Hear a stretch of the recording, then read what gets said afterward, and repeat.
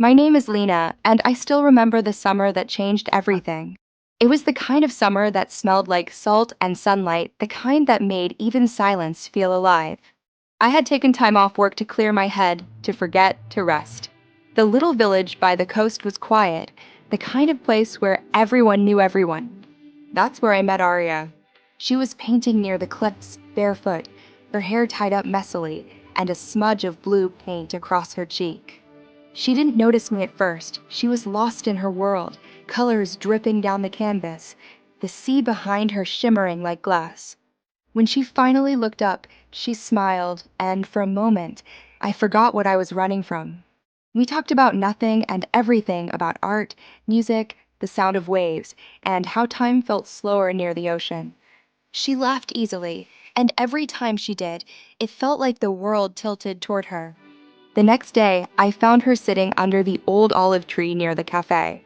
She waved me over, offering me lemonade and a seat beside her. That's how it started, small, simple moments that somehow began to mean everything. We spent our days exploring narrow streets, collecting shells, and watching sunsets that seemed to last forever. At night, we'd sit by the sea, our feet buried in the sand, the sky above us full of quiet stars. She'd tell me about her dreams to paint somewhere no one could find her, to live without noise, without pressure. And I told her about my fears, about always being too careful, too quiet, too afraid to want something for myself. She looked at me then and said softly, "Maybe you just needed someone to listen." That was the first time I cried in years. Not because I was sad, but because someone finally saw me. Days blurred together, laughter, sand, paint on our hands, wind in our hair. She started painting me one afternoon, saying she wanted to capture the way the light touched my face when I wasn't thinking. I told her she was strange. She said, "That's why you like me." And she was right.